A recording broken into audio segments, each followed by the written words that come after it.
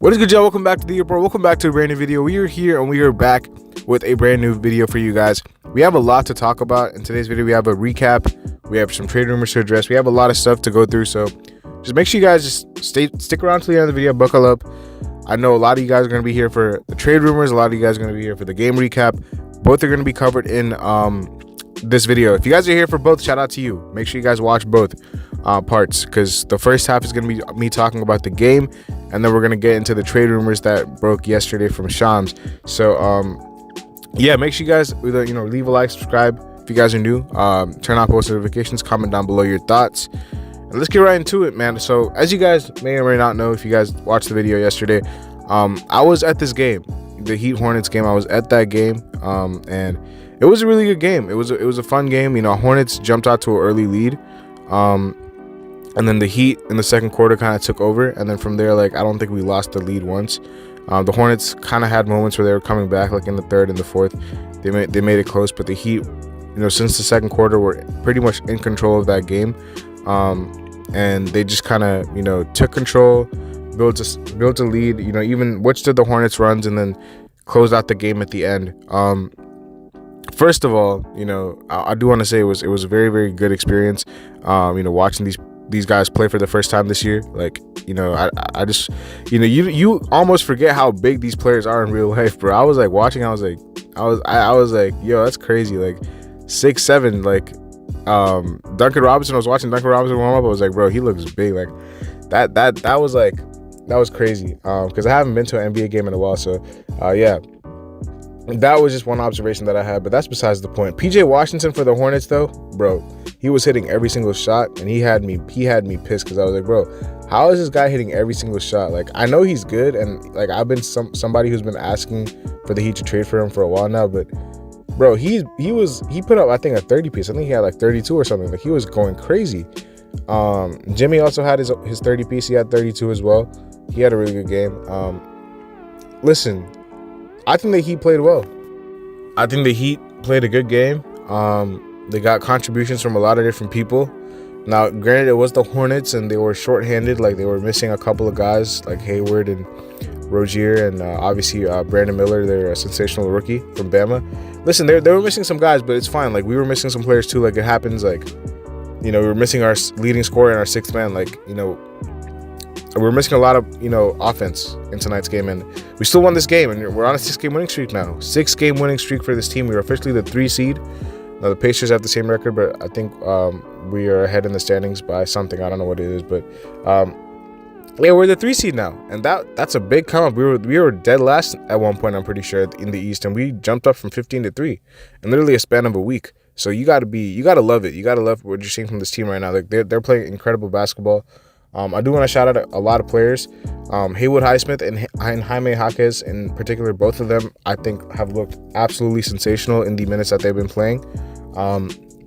Both of them, obviously, Jaime was a rookie this season, and he did not play for this team last season. But Haywood Highsmith also was a guy that never really got that many minutes. And this season, both getting opportunities, have stepped up.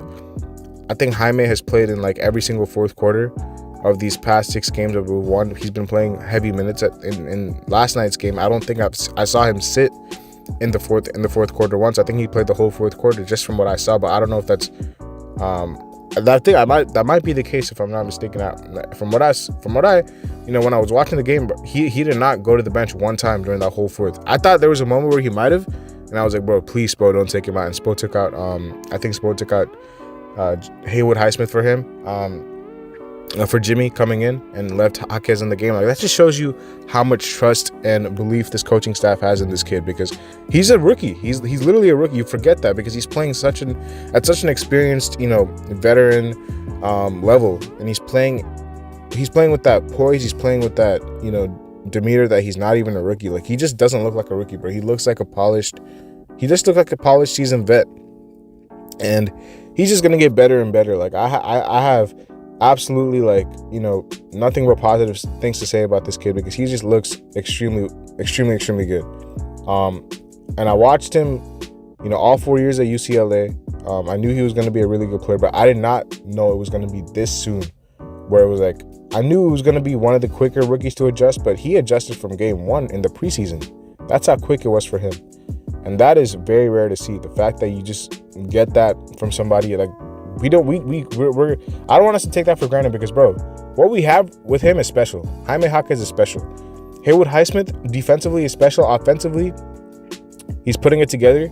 He looks good, though. He's getting better and better each and every game offensively. He looks really, really good. But he was hounding LaMelo. I know LaMelo had 28, but it was an inefficient 28. Like, he wasn't, like, getting to his spots. Like, he was hitting a lot of tough shots, but it was fine.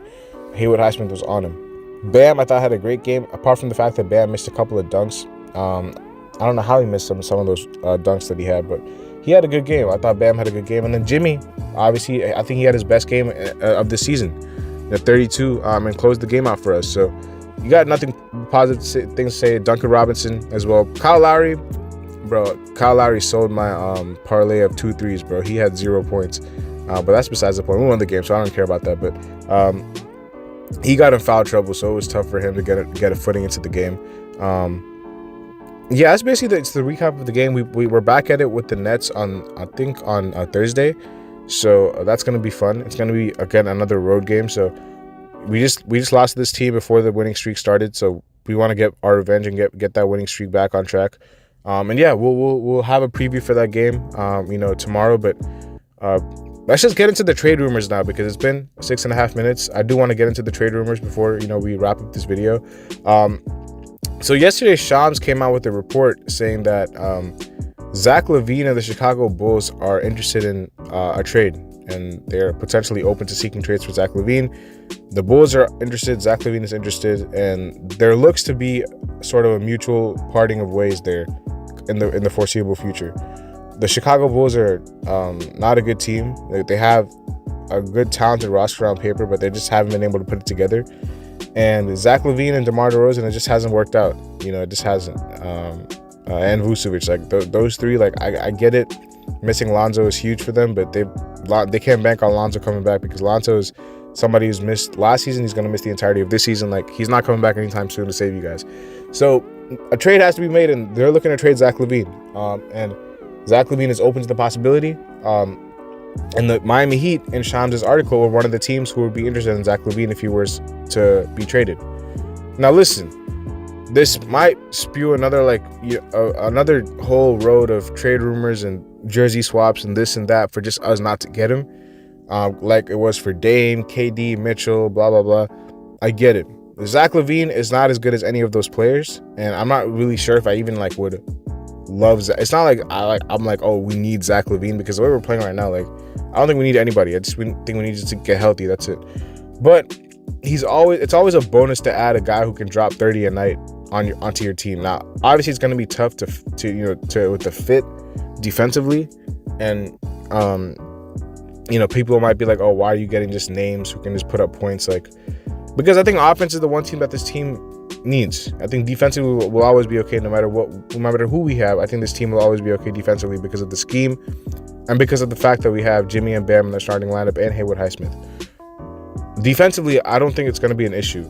Even though Zach Lavine is a negative defender, I think the one thing that will help this team the most is scoring in the half court and in crunch time, if Jimmy doesn't have it going. Because we don't have anybody else to take over a game besides Jimmy. And Zach Lavine is a guy who, say what you want about him, he can definitely take over a game. So, yeah.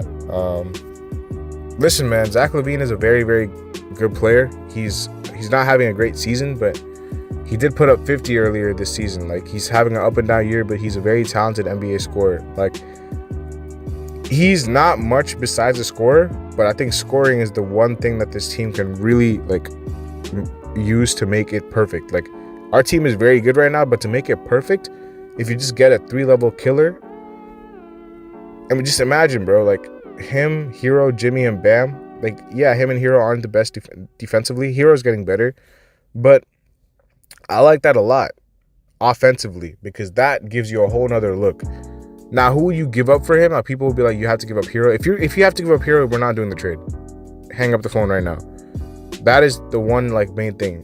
Hero, Jimmy, and Bam cannot be traded. Hawkins cannot be traded. Anybody else can go. I do not mind giving up Lowry's expiring, send him back with him and DeRozan. Anybody else can go. Jovic is like a iffy one because he's not getting any minutes, but he's still very young. So I don't know if I would send him in the deal or not. Let me know what you guys think about Jovic in a potential deal for Zach Lavine. Haka is definitely not. I'm not sending Haka in the deal at all. And then same with Hero, Bam, and Jimmy. None of those guys are getting traded for sure. So anybody else, I'm not really too fussed about. Like Lowry, I think will have to be in the deal because of his contract.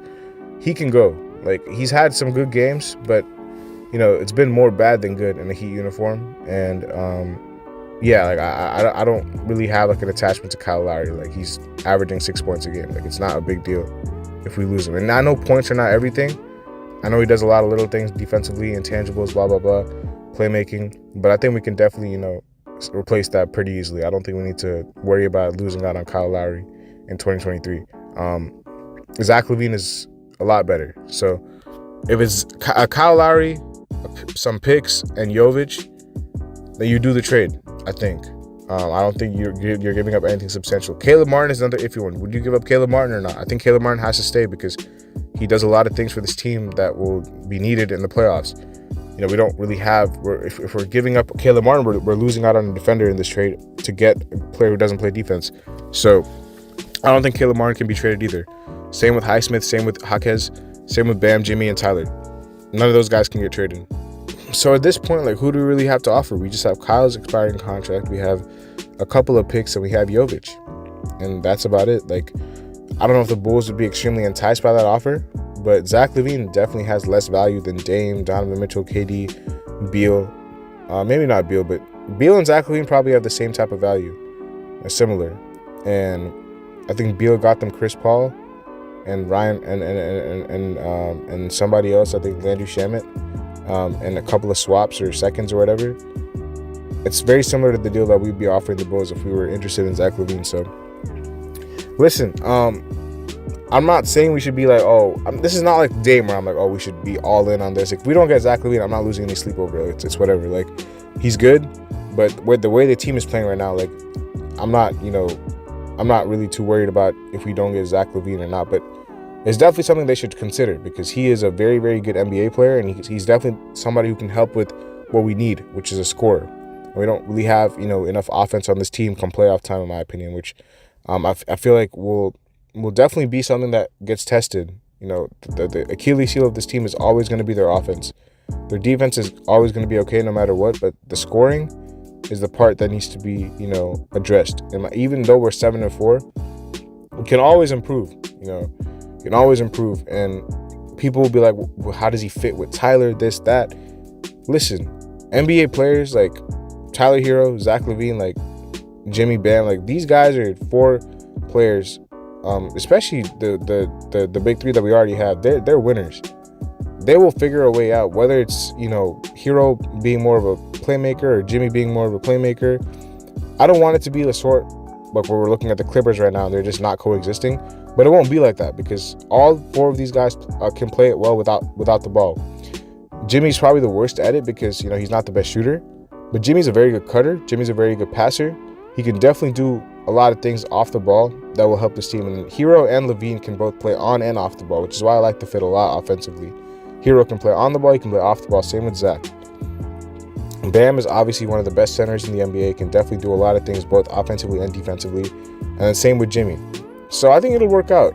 It's just a matter of who we give up for him. And again, there's nothing even like close to being like done or it's nothing even started, to be honest. They haven't even started having talks, or they haven't even shopped him yet. But if it were to happen, I think the Heat should definitely look into it. I'm not saying they should be like, we need Zach Lavine, but if the asking price is not going to be that high, you definitely have to look into it.